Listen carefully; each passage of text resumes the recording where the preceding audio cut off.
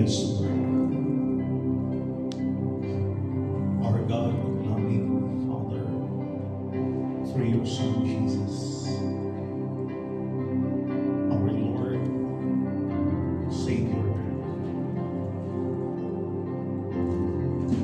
through the presence of the Holy Spirit in our hearts, in our midst, Lord God, we worship you in spirit and in truth, Lord God. For you are worthy, we worship. For you are worthy of our praise, honor, thanksgiving. For you are our great, great and almighty God. Thank you, Lord God, for being with us today.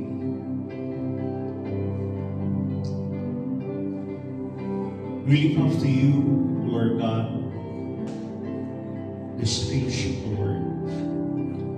Continue to minister our heart, our whole being, Lord God. Na kayo po ang patuloy po ng iwalhati, Panginoon. May taas, mabigat po, Panginoon Diyos, ang pagdakila ng banal na pangalan. Ano bang mga bagay na nakita niyo po sa aming mga puso't isipan, Lord God? Ano bang mga bagay na maging hadlang, Panginoon, sa aming pagdulog, sa aming pagsama sa iyo? Ito yung pawiing, lubusang alisin po, Lord God. Lalo na po, ang kasalanan, Panginoon. Gawaran niyo po kami ng kapatawaran. Gawaran niyo po kami ng iyong malaya at patuloy po na paghilos, Lord God. Upo salamat. Ikaw ang Diyos na mahabagin, Panginoon. Ikaw ang Diyos na mahabagin. At dakila ang iyong pangalan. Salamat, Lord God. Thank you, Holy Spirit. And this is our prayer, offered in faith with thanksgiving in our hearts. In the name of Jesus. Amen and amen. Please be seated po. Thank you po sa presence po ng ating Panginoon. God be the glory. And tuloy po natin po na dalhin ang presensya po ng ating Panginoon sa ating kalagitnaan. Because sabi nga po, ang presensya ng ating Panginoon patuloy po nating hangad sa ating pagdulog at panambahan sa ating sa kanyang banal na pangalan. So in the presence of God, there is always fullness of joy and gladness. So, yan po ang hangad po na bawat isa sa akin. And let's continue to our series of topics, particularly in the book of Philippians.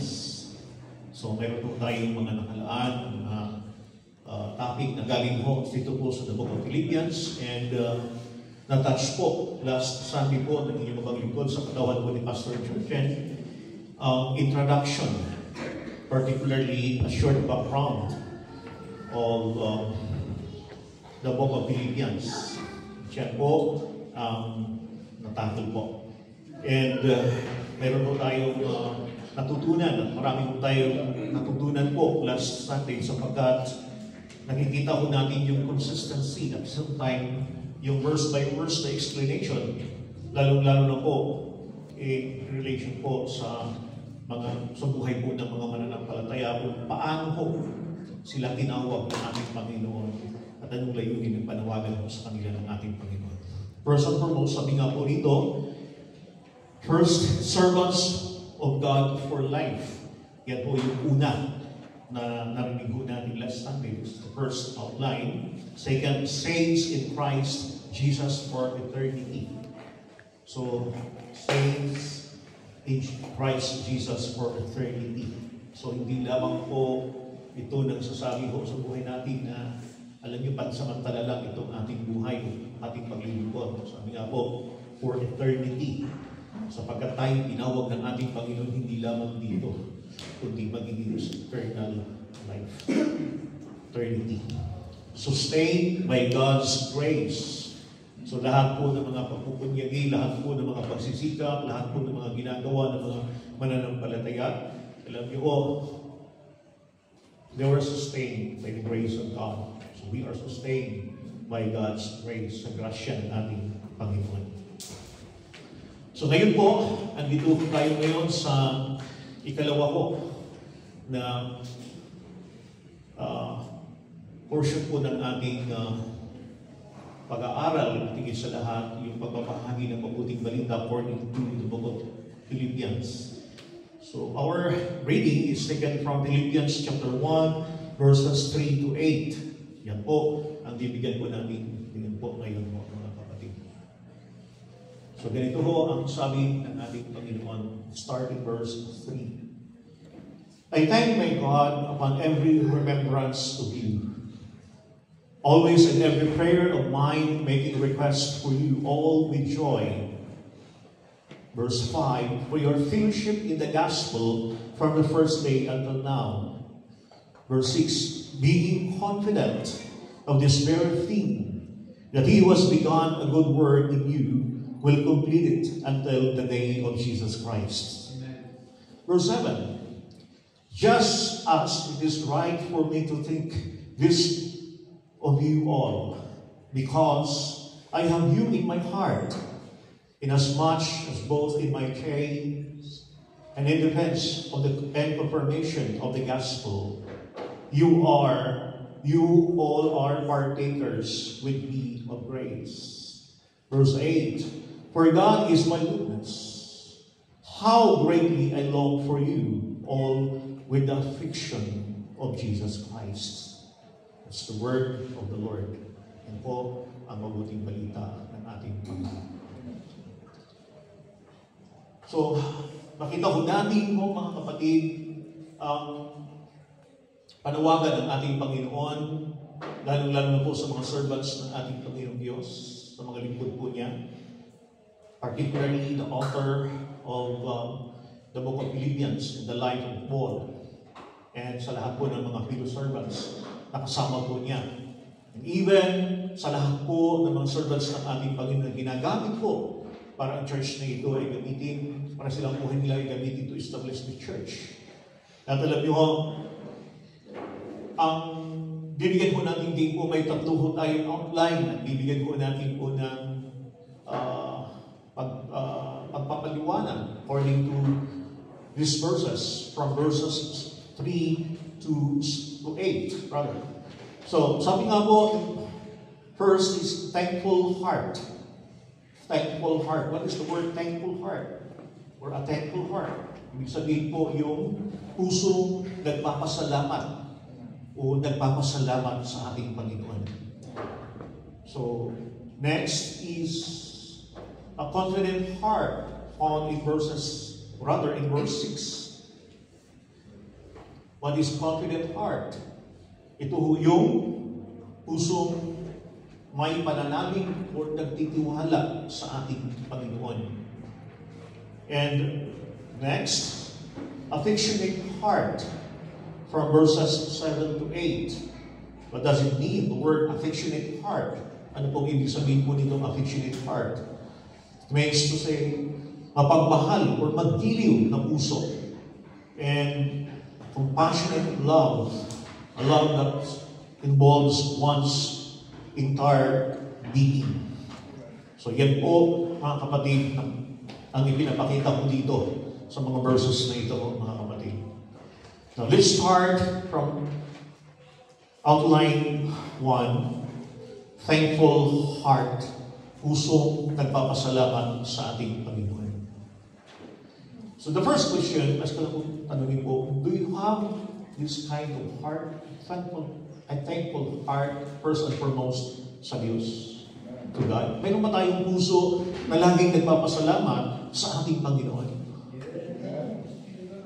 Yes. Although, mga kapatid, may mga bagay po na hindi po magandang na pangyayari sa buhay po natin, but we always be thankful to our God because our God ay hindi po tayo po binababayaan. He will never leave us or abandon us. Sapagkat ang Diyos po natin ay patuloy yung tayong nililingap at kinakalinga ng ating Panginoon. And dito ko, From verses 3 to 5, makikita po natin po yan. Now, nabasa po natin kanina ang verses 3 to 5. Now, remember that Paul was imprisoned in Rome. And that was a great distance from the Philippian believers. So itong sulat na ito po, mga kapatid, alam natin na si Paul, si Pablo ho ay nasa loob po ng kulungan. At nakita po natin ho, mga kapatid, ano kaya ang status ng heart ni Paul? Kung titingnan ho natin, kung ilagay din ho natin ang ating sarili po sa kanyang katayuan, nasa loob po siya ng kulungan ho, mga kapatid. God, sabi nga po dito, thankful heart. Remember that he was in prison. Despite of this, nandoon yung kanyang pasasalamat. Nandoon yung kanyang pagdulog sa ating Panginoon, yung punong-puno ng pasasalamat sa ating Panginoon. Paul's heart was filled with thanksgiving to God. Kasi kung titignan ho natin, mga kapatid, in verse 3, I thank my God. So hindi niya sinasabing, I thank your God. But I thank my God. Ako'y nagpapasalamat sa aking Diyos first and foremost. Personal na relasyon niya sa ating Panginoon. Kaya nga ang buhay ng isang mananampalataya, ang totoong mananampalataya na tunay na may relasyon sa ating Panginoon, in spite of despite sa kanyang situation or circumstances, ay nagpapasalamat sa Diyos. Amen? At ang kabaligtaran ho ng pagpapasalamat is complaining, murmuring. At hindi ho natin nakita ho dito sa verse na ito. Hindi ho natin mabasa sa verse na ito, tulad ng binanggit ho ni Paul po dito, that I thank my God upon every remembrance of you. So ano ho sinasabi ho dito ni Paul? Sa tuwing maalaala po kayo. Paul is referring to the church of Philippians. Sa tuwing maalaala po kayo. Ano ba yung nasa puso ni Paul? Ano ba yung nasa isipan ni Paul na naalaala niya? Lalo na po sa church na ito. I really believe this is the word of God also in the life of Paul, na ito po ay pinapaalaala ng ating Panginoon sa Kanya. Particularly the word of the Holy Spirit to bring all things to remembrance. Lalo-lalo na po sa mga ipinapanalangin ng mga mananampalataya dito po sa church ng Pilipinas. So in our prayer, I really believe, mga kapatid, na ang Panginoon din po ay magpalaala sa atin, sa mga tao na narapat at karapat-dapat natin ipapanalangin. Particularly sa church po, ng glory at the same time, even sa ating immediate family. Ipinapaalaala ito ng ating Panginoon. Sapagkat nais ng ating Panginoon na sila din po ay idulog sa ating Panginoon. Upon every remembrance of you, all he had was the memory of their time together. Remembering their love, care, and support for him and the gospel.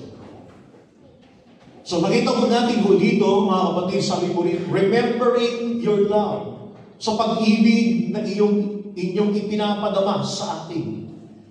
Paul speaks about the love of the Philippian church. Na ito'y pinapadama ng church na ito, ng church ng Filipos, sa buhay po ni Paul. And we're talking about this kind of love. Ito po yung love na buhat sa ating Panginoon. This is the agape love. Your care, your support for me, sabi nga ni Paul, and for the sake also of the gospel. Hindi lamang ang lingkod ng Panginoon ang inyong sinusuportahan, ang inyong inibig, ang inyong minahal, ang inyong nilingap at kinalingap, maging higit sa lahat ang ebanghelyo ng ating Panginoon. So So makita po natin ang kaugnayan mo dito if you are a believer of Jesus Christ. You must love the minister or you must love God's servant. You must support God's servant. You must show your care at the same time, first and foremost. Makita ko dito, mga kapatid, we must love and support for the gospel, that's advancement of the gospel of Christ. So dapat natin suportahan, mga kapatid, sapagkat yan ang nais ng ating Panginoon. So may naalala ba tayong mga pangyayari sa buhay po natin, sa ating puso, sa ating isipan, na sinusuportahan po natin ang mga servants ng ating Panginoon?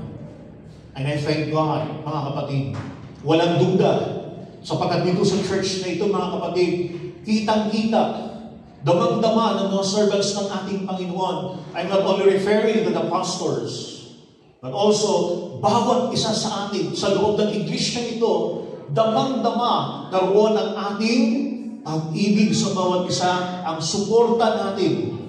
Maging ito man ay financial, maging ito man ay moral, maging ito man, maging sa ating mga visitation, lalong-lalo na sa mga may sakit at karamdaman. At higit sa lahat, hindi natin nakaligtaan ang suporta po natin sa Ebanghelyo ng ating Panginoon. So paano ito, mga kapatid? Tayo ay nagkakaroon ng isang puso upang ang salita ng Diyos ay suportahan sa pamamagitan po ng pagkakaloob ng ating monetary or ng ating pera para po suportahan ang pag-aaral sa mabuting balita, particularly sa mga misyon, particularly po sa pagbabahagi sa iba't ibang lugar. Now in verse 4, rather in verse 10 of Philippians chapter 4, sabi ko dito, "But I rejoice in the Lord greatly, that now at last your care for me has flourished again. Though you surely did care, but you lacked opportunity." So nakita ko natin, mga kapatid, naroon ang sabi ni Paul po dito, "But I rejoice in the Lord greatly, that now at last your care for me has flourished." At makita ko natin ho, mga kapatid, although may mga panahon ho, may time siguro na hindi po na-delay ang pag-receive niya sa tulong, pinansyal, buhat po sa church na ito, mga kapatid.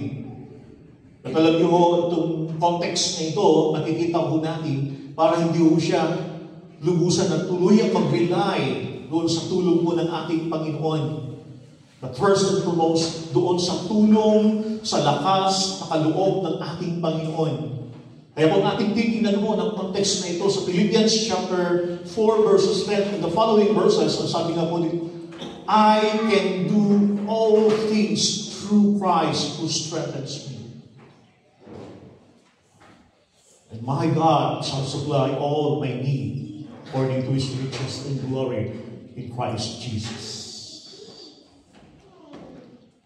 So, una po niyang pinasalamatan, tulad po ng sinabi po ng Philippians chapter 1 verse 3, "I thank my God." At the same time, nagpapasalamat din po siya sa church, sa iglesia ng ating Panginoon, na kinilusan ng Panginoon ang kanilang mga puso. Paul's heart delights for them to pray with joy. That's the prayer of joy and thanksgiving. Yan po.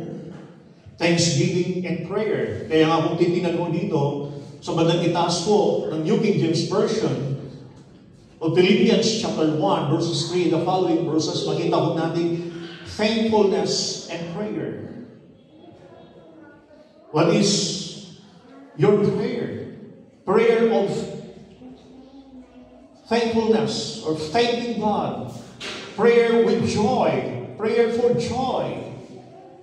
So makita ho natin ho dito mga kapatid, that always in every prayer of mine, making request for you, all with joy, may kagalakan. So balikan ho natin, in spite and despite po sa status ni Paul, nasa loob po siya ng kulungan mga kapatid, pero andoon yung kagalakan niya na manalangin. Andoon yung kagalakan niya magpasalamat sa ating Panginoon. Magpasalamat sa Diyos. Lalong-lalo na sa tuwing maalaala niya ang Iglesia ng Pilipos. So napakarami hong mga bagay yan din po sa buhay natin na dapat ipagpasalamat, mga kapatid. And I thank God, ipaunawa sa atin ng Diyos at parikol ng Panginoon sa atin ang mga bagay na dapat natin pagpasalamat sa ating Panginoon. Paul was in prison, yet his heart is filled with joy. It means filled with inner gladness. Inner gladness sa loob po, hindi po sa paglabas ng kapatid. So ang isang tao, possible ho, maaaring siya ho, mga kapatid, ay dumaan ng iba't ibang uri ng trials, pagsubok, even testings and temptations of life. But if he is not a Christian, kung hindi po siya mananampalataya mga kapatid, kaya itong na-experience, kaya itong ipagkaloob, ibahagi ang kagalakan sa kanyang puso at mananalangin, magpapasalamat sa Diyos ng buong kagalakan. That's why joy means filled with inner gladness. Thanksgiving with joy, the deep sense of pleasure. It is a thankful and rejoicing behavior na talagang nagagalak na dumulog sa ating Panginoon upang ilapit ang mga lingkod ng ating Panginoon, ang mga servants ng ating Panginoon na nagpapasalamat buong kagalakan sa kanyang puso, mga kapatid. So God is after the status of our heart. It does not only God looks our prayer or yung mga prayer requests po natin, yung ating mga listahan, kundi ang tinitingnan ng Panginoon, walang iba kundi ang ating puso. So marami tayong mga listahan, marami tayong mga dapat ipapanalangin. Particularly kung mapapansin ho natin mga kapatid sa ating intercessory prayer, napakarami ho mga kapatid. Pero alam niyo ho mga kapatid, ang nais ng ating Panginoon, ang target ho, walang iba kundi yung heart doon sa dumudulog o nag-pray sa ating Panginoon.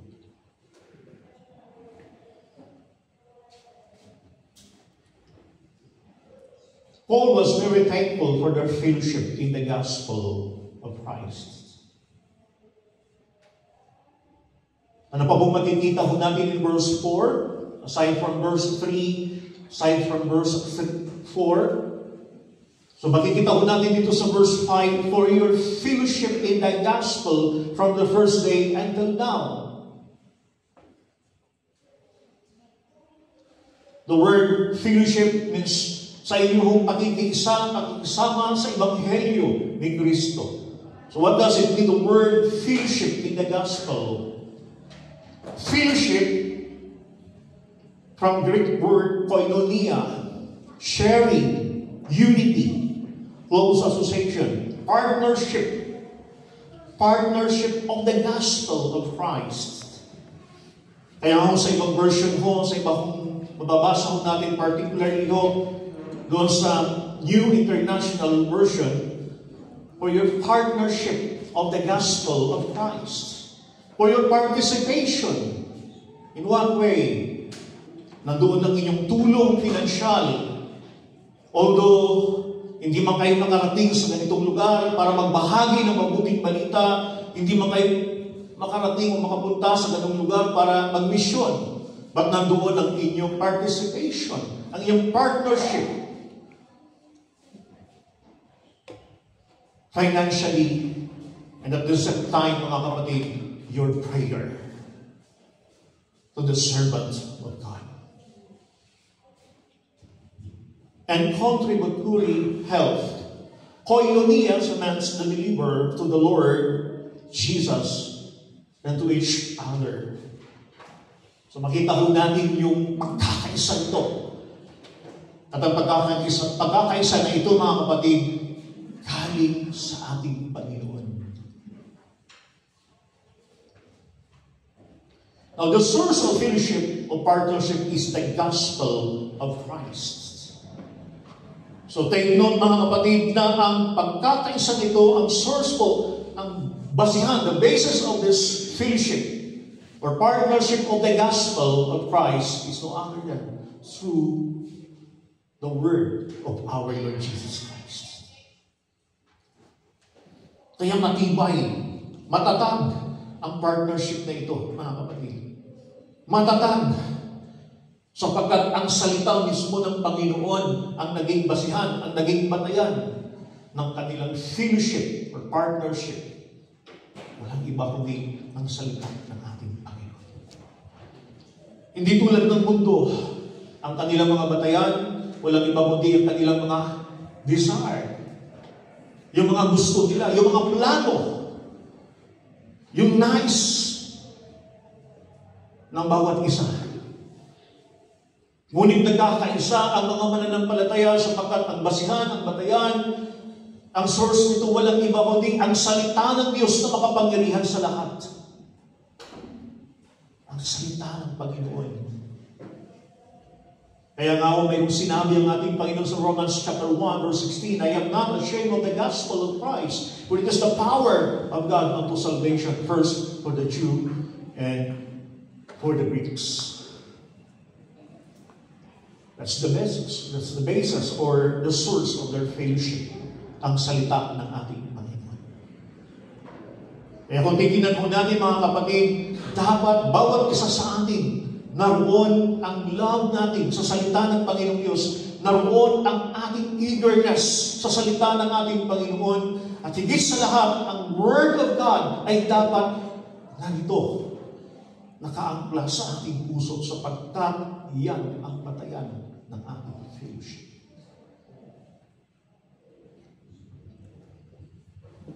Now, the gospel of Christ is the glorious news.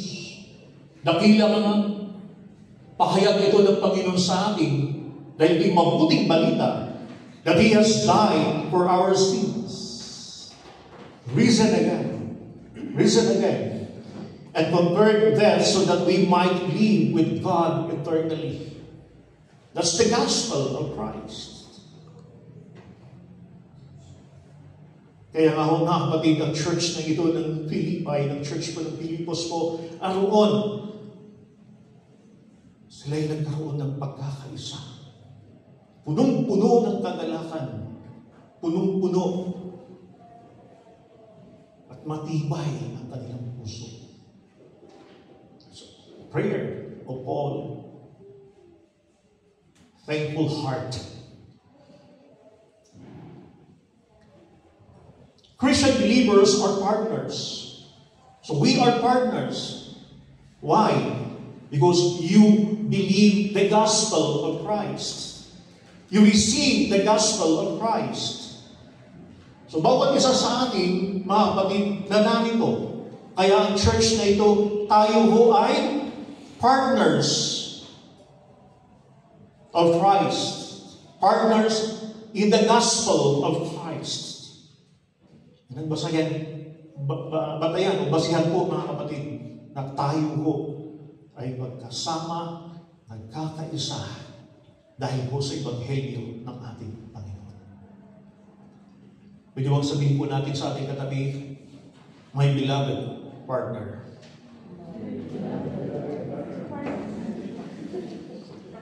Partner sa salita ng Panginoon. Hindi po sa negosyo. At hindi mo sasabihin sa iyo katabi, magkano na pag tinubuhan natin. Dahil ang church nagbigay ho ng puhunan at ang pinupuhunan ho natin sa bawat ministry, ganito at lumago. Thank God! Salamat sa Diyos, pinalago. It is also by the grace of God. But the main is we are partnered because of the gospel of Christ. Our fellowship is based on the Word of God. Yan, mga kapatid. Kaya babalikan ho natin. Let's focus doon po sa gospel, sa salita ng ating Panginoon. Christian believers are partners. They have fellowship, a spiritual bond, a spiritual union because they have experienced and received the same salvation of God. Naiba nito yung epoxy. Spiritual union because we have experienced. You experienced and received the same salvation. Kung ano ang tinanggap ng mga Hudyo na ebanghelyo, ganun din po ang tinanggap ng mga Greeks, ng mga Gentiles. Walang ibang ebanghelyo na kanilang tinanggap maliban sa ebanghelyo ng ating Panginoon Kristo na si Kristo ay namatay sa ating mga kasalanan, si Kristo ay inilibing, si Kristo ay nabuhay. That's the gospel of our Lord. Kaya nga po sa ating pagbabahagi, mga kapatid, because we are a spiritual bond, spiritual union, because we have experienced and received the same salvation of God, yan po ang ating ibabahagi. It is not our church. It is not your church. It is not our own. Your own accomplishments. Your personal experience. The gospel of Christ. Ang salita ng ating Panginoon. Christian believers who are totally committed their lives to the gospel of Christ. At makita ko natin ang church ng Filipos, mga kapatid, the church of Philippians, who have totally committed their lives to the gospel. Yes, nandoon ang kanilang pagmamalasakit doon sa lingkod o mga lingkod ng Panginoon na ginagamit ng Panginoon para ho ang church na ito ay makarinig ng ebanghelyo ng ating Panginoon. But first and foremost, sabi nga po rito, committed their lives to the gospel of Christ. If you are committed to the gospel of Christ, you also committed to Christ Himself. Kung ikaw at ako ay naroon ng ating paglagap, pagkaloob ng ating buong buhay sa ating Panginoon, at the same time, we must also commit to the gospel of Christ, vice versa. Magkasama ko silang dalawa. Hindi mo pwedeng sabihin ng isang mananampalataya, I love Jesus Christ. I commit my life to Jesus Christ. But I don't commit my life to the gospel of Christ. Hindi po. Dapat nating ilaga ang ating sarili, buong puso, buong pag-iisip, buong lakas sa ebanghelyo ng ating Panginoon at sa ating Panginoon sa Kristo. Because Christ is the gospel Himself.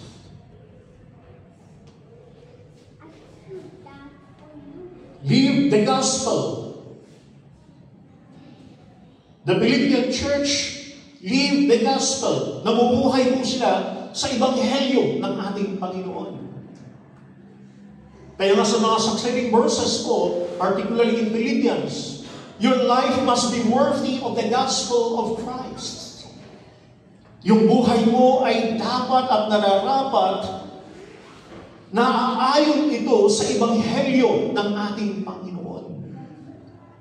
Live the gospel and proclaim the gospel. preach the gospel. Kaya napakaganda ho mga kapatid, kung ano ho ang ating ibinabahagi na ebanghelyo, kung ano po ang ating pinapaniwalaan, particularly sa ating Panginoon Kristo mga kapatid, dapat magkasama ang ipamuhay at ibahagi ang ebanghelyo. So hindi sapat ang maraming alam sa salita ng Panginoon, hindi sapat ang maraming narinig sa salita ng Panginoon, hindi sapat ang maraming na-memorize ng mga verses sa salita ayon sa salita ng Panginoon according to the Bible himself. Ngunit hindi naman natin ipinapamuhay.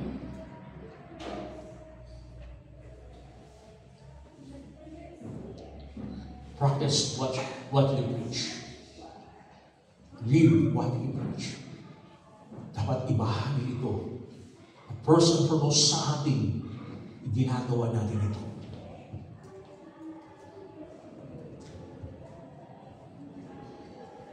The fellowship of the believers is to exist from the very first day of salvation. Sa totoo ng mga mananampalataya, at talagang tinanggap nila ang kaligtasang kaloob ng ating Panginoon.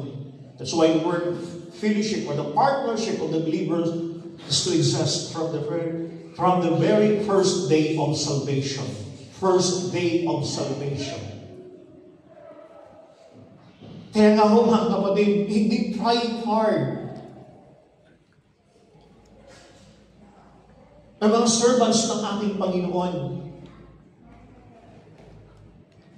para manawagan at sasabihin, ikumit mo na ang iyong buhay, ang iyong sarili sa gawain ito.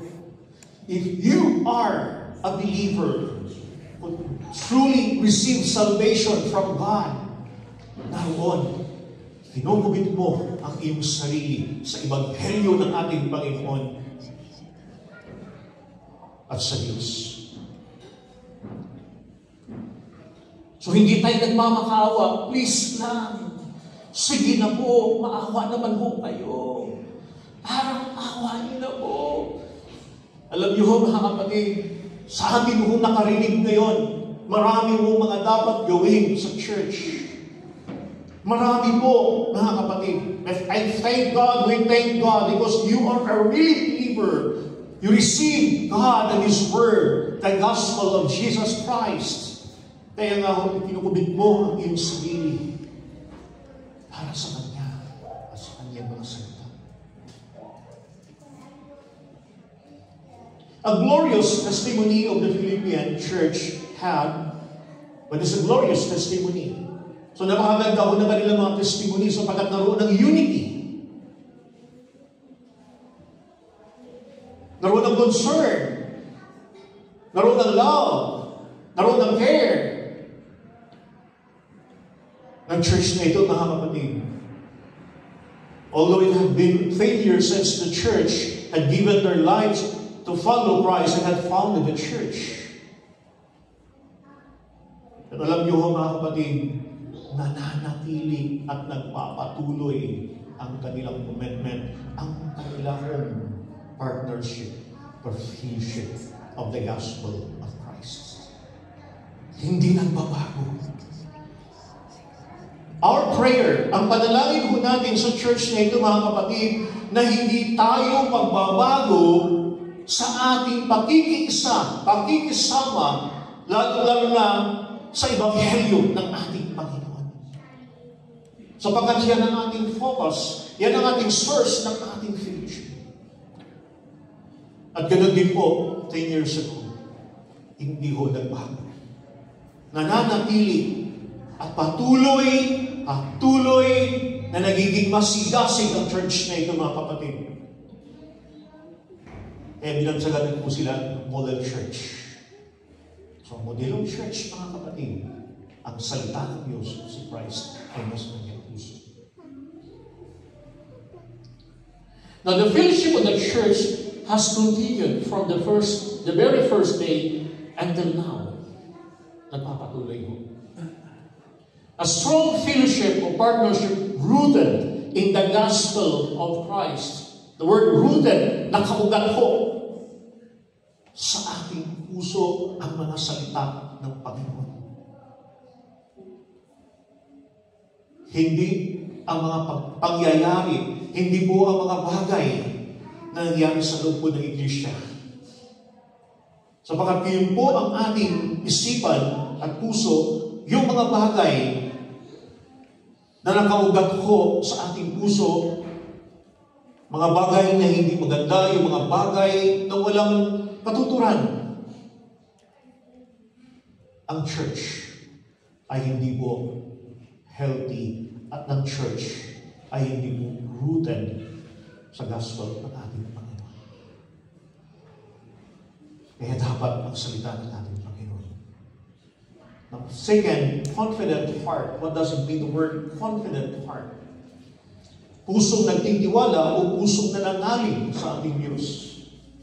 Now in verse 6, being confident of this very thing, that He who began a good work in you will complete it until the day of Jesus Christ. Now take note the word being confident of this very thing, that He who began a good work in you will complete it until the day of Jesus Christ. He, it refers to God. Not the minister, not the servant of God, not the church itself.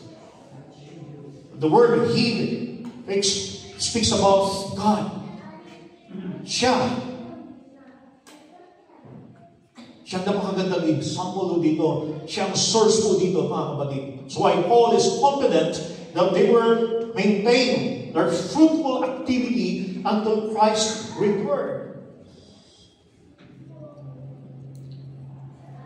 Paul, referring, he based his belief not on their own faithfulness, but on God's, first and foremost, God's faithfulness, God's purpose, God's faithfulness until the day of Jesus Christ, referring to Christ. Sige po, makita ho natin mga kapatid na hindi po batay ho sa layunin ng bawat isa sa atin, our own plans and agenda, but according to God's purpose and plan and faithfulness sa katapatan ng ating Panginoon. Sa totoo lang,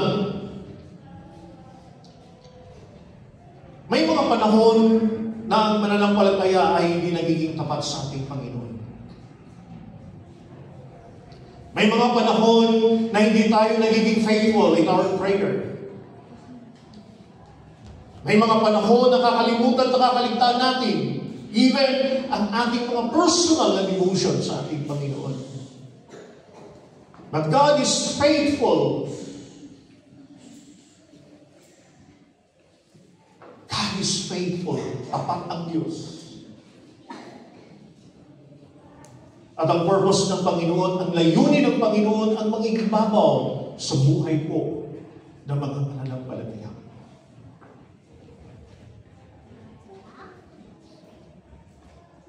Ang napakaganda ko nito, until the day of Jesus Christ, referring to Christ's return.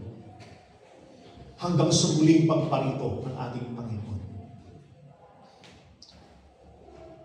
So makita ko natin yung assurance.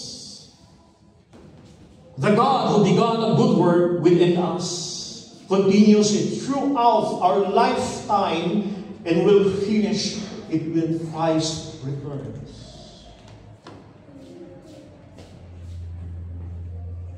Mula sa unang araw, sa buhay ng isang mananampalataya na totoong tumanggap ng salita ng Panginoon, nananalig sa salita ng Panginoon, tinanggap ang Panginoong Kristo, mga kapatid.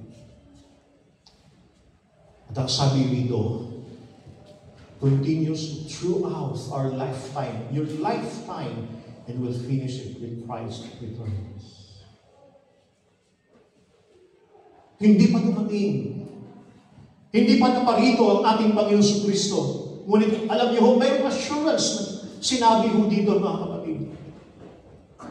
Siya pa rin ang gagawa ko dito, mga kapatid. Siya pa rin.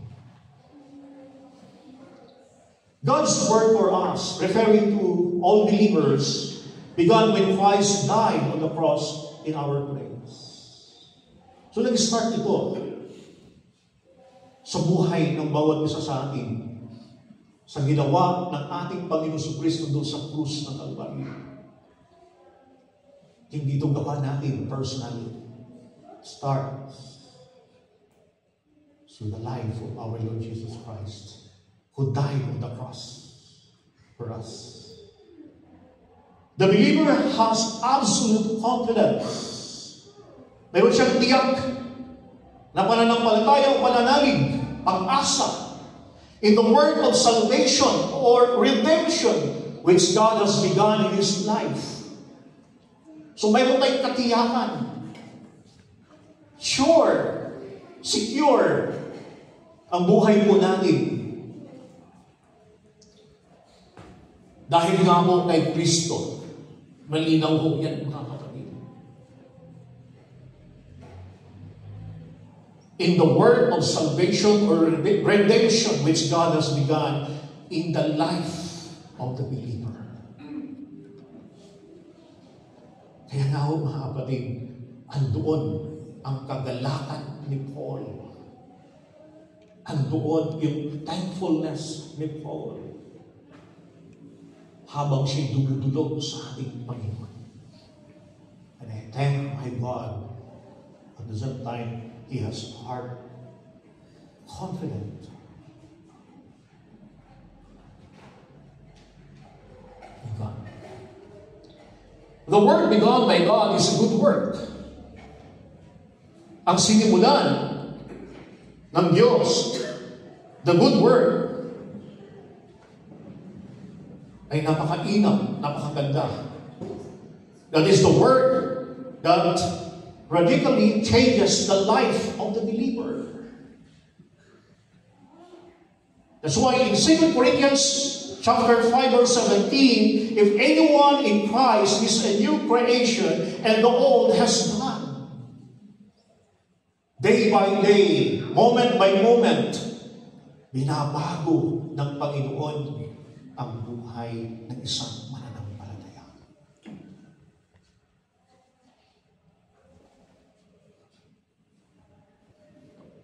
He or she received the righteousness of God, the imputed righteousness of Christ Jesus. And he also, referring to the believer, live a righteous life. Based on the righteousness of Christ, namumuhay din siya sa matuwid na pamumuhay.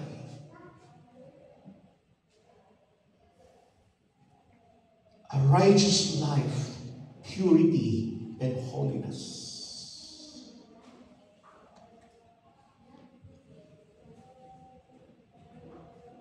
Kaya makita ko natin mo ang church ng Filipos. Namumuhay sila sa katwiran.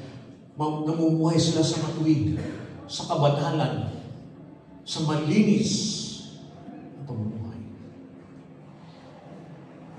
The good work is to be completed when Christ Jesus returns to earth. Kailan mo ito? When Christ returns to earth. What does it mean, mga kapatid? Ano ibig sabihin po dito?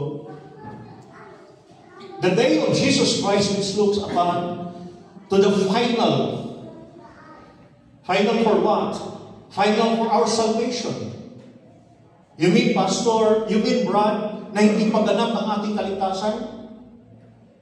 Tapos na. It is finished, sabi ng ating Panginoon. At kung titignan po natin, mga kapatid, yung salvation, makikita po natin yung past, present, and future. What does it mean? If you receive Jesus Christ, your own Savior and Lord of your life today, you are saved. Ligtas ka na. But it does not mean na ang kaligtasan ito, mga kapatid, ay tapos na. At sasabihin natin, wala na akong gagawin. Although, we cannot work or earn our own salvation. It is by the grace of God. It is by the grace of God. Sa grasya ng ating Panginoon. We must live God's Word. And we must live God. And also it refers to the coming of our Lord Jesus Christ. Sabi nga, with the day of Jesus Christ's return. It speaks about the glorification.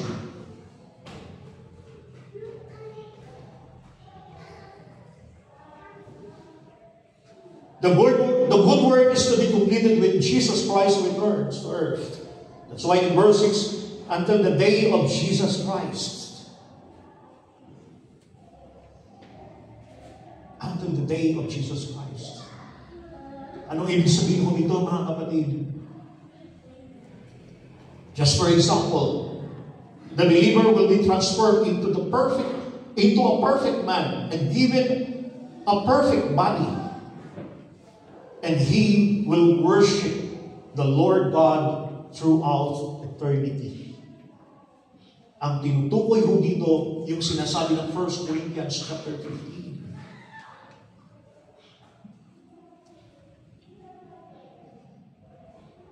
Kaya makita ko natin, mga kapatid, confident heart.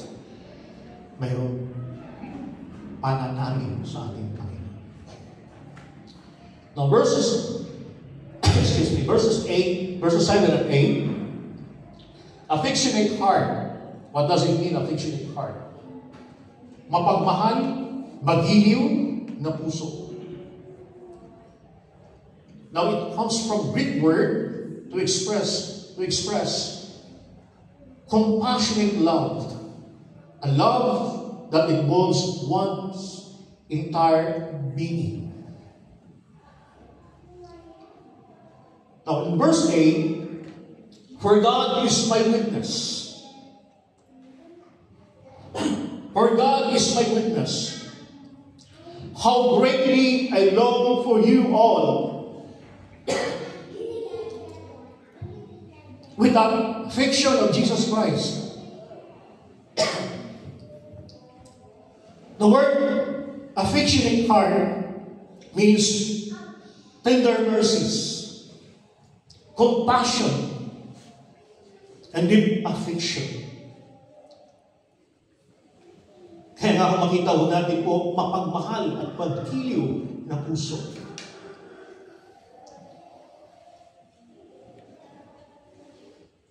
It is the affectionate or tenderness of Jesus Christ that Paul says He has for the Philippians. He has for the Philippians. Mayroon ako, sabi ni Paul. Kaya sa panalangin ko, sa kagalakan ko, sa pagpapasalamat ko sa Diyos at sa iglesia ito, sa church ng Pilipos, naroon ang affection, tenderness ni Paul. Kung paano na-experience niya ang love ng ating Panginoon. Paul loved them as he loved Jesus Christ.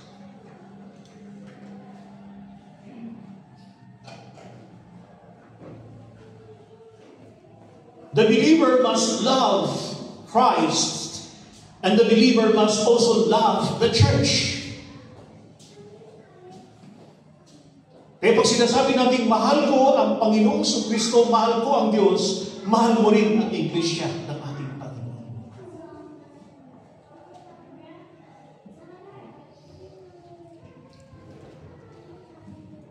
That's why in verse 7,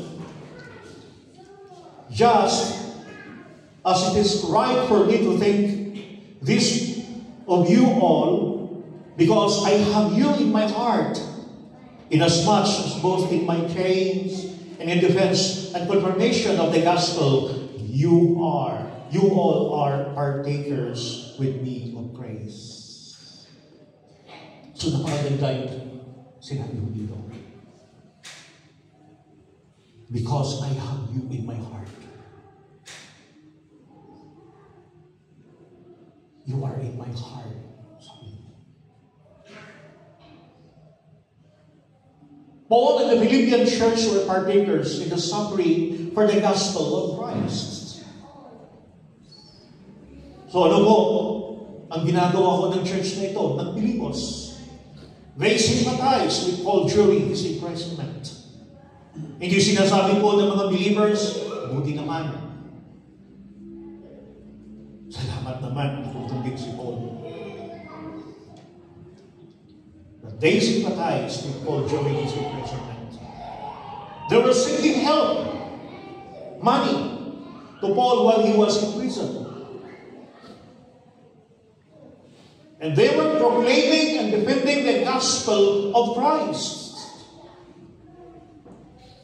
So habang nasa loob ng kulungan, si Pablo, mga kapatid, naroon ang pagsimpathize ko nila. Sa lingkod ng Panginoon, at higit sa lahat, ang pagproklama nila sa Ebanghelyo at ipinagtanggol nila ang mabuting balita. Sapagkat sa panahon na yun, maraming mga nagpapahayag ng mabuting balita, ngunit hindi ho ayon sa gospel ni Kristo.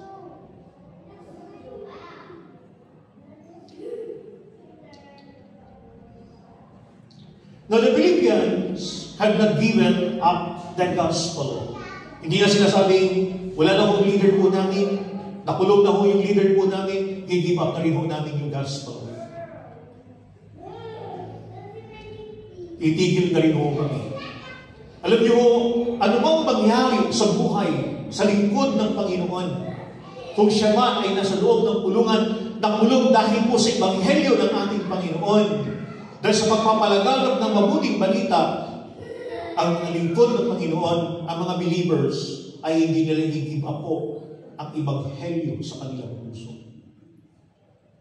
Nor they had become silent or complacent in sharing the gospel of Christ. Lalo tuloy maging masigasig. Lalo tuloy na magiging masugid na magpahayag ng mabuting balita.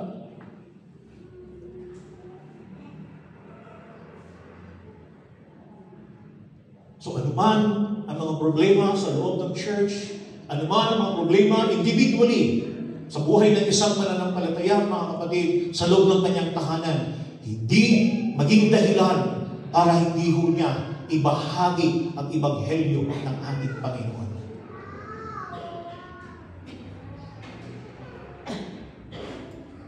Now, the question is, kumusta na ang buhay mo ngayon spiritually, lalo na sa pagbabahagi mo sa salita ng Panginoon? Kumusta na ang pagbabahagi mo sa loob ng iyong pamilya? It is our challenge. Challenge ito sa bawat isa sa ating mga kapatid na kung walang pastor at hindi ang pastor nakarating sa loob ng iyong tahanan, sa iyong family, mga kapatid. Because you are a true believer who received the gospel of Christ, who received Christ, mayroon kang responsibility. You have this kind of responsibility. And this responsibility is to share Christ, to share the gospel of Christ. Araw-araw yan.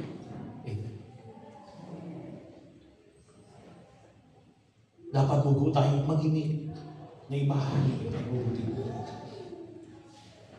The church, they were actively defending and proclaiming the gospel of Christ. Actively. Napaka-active ng church na ito na. Kumusta kaya ang church ng Glory?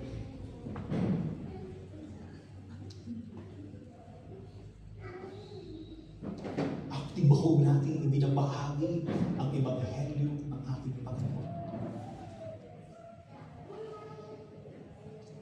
It is our personal evaluation. It is between you and the Lord Jesus Christ and His gospel. They were partners of the gospel of grace. The word grace here, yes, of course, personally, I am not worthy because I am a sinner. But because of the grace of God, God made me worthy through the life of Jesus Christ. Amen? Hindi ako worthy. But I thank God by the grace of God, the gospel of grace. And this gospel of grace also gives you the strength to share to your own family, to your loved ones, to your friends, your neighbors, because it is the gospel of grace. Tulad ko, hindi ko matanggap dahil ako'y makasalanan. But hindi ko ito gawa ko. It is the work of God because of the gospel of grace.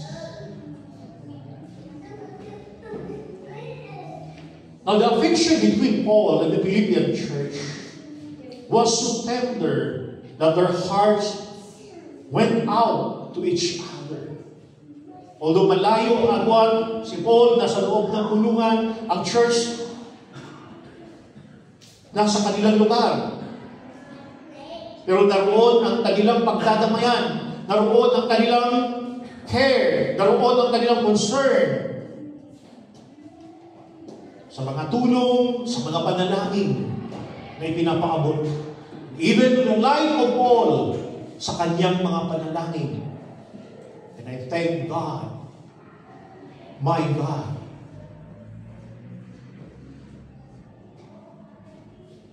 sa tuwing maalaala ko kayo. Sa tuwing maalaala ko kayo. Ang Diyos ipinapaalaala niya sa atin ang mga bagay ukol ko sa Kanya. Ipinapaalaala ng Diyos sa atin ang mga bagay ukol na mga gawa ng Panginoon. Ang church niya. Ang kanyang mga salita. Ano ang nasa isip po natin? Ano ang nasa puso po natin? Therefore, the servant of God has a thankful heart, confident heart, and affectionate heart towards God's people or God's church. So, nandoon ang kanyang pagpapasalamat first and foremost sa God. Confident ang heart ni Paul, an affectionate heart towards God's people, church of God. Kaya mga kapatid, ang ating Panginoon, ang patuloy po na nagtuturo mo sa atin, particularly sa aklat na ito, sa atin, sapagkat nais ng ating Panginoon na isabuhay din po natin ang ating mga nabasa, narinig at natutunan according to the book of Philippians.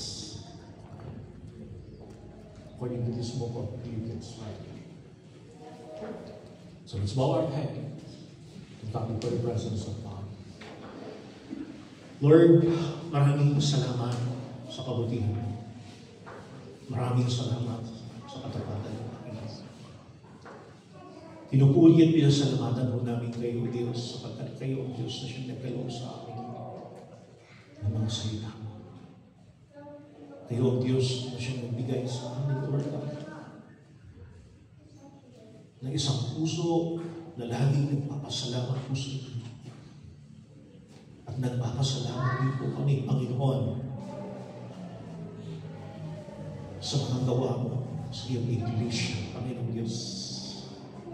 Marami po kayo, Panginoon, na mga plano. Marami po kayong nais gawin. At yan po ay nakalatag po sa inyong mga salita, Panginoon.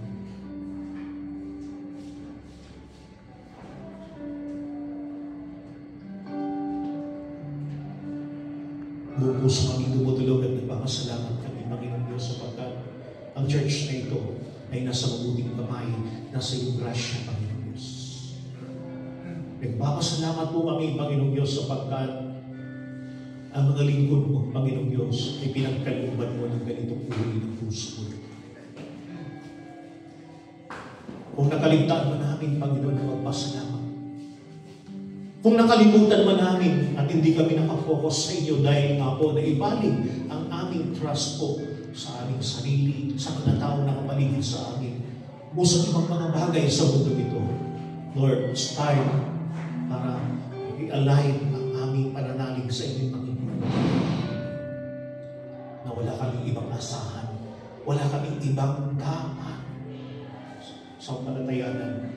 Kayo lamang, Lord God. Kayo lamang. Help us, Lord God. Lead us, Lord God. Guide us, Lord God.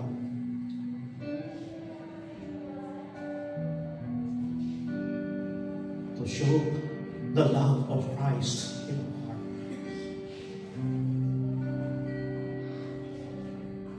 Tulungan niyo po kami, Panginoon, at patuloy niyo pong samahan ng Iglesia nito, Lord. Maraming salamat sa iyong patuloy po na pag-ilos, Panginoon. Thank you so much, Lord. Ito po ang aming panalangin sa pangalan ni Jesus.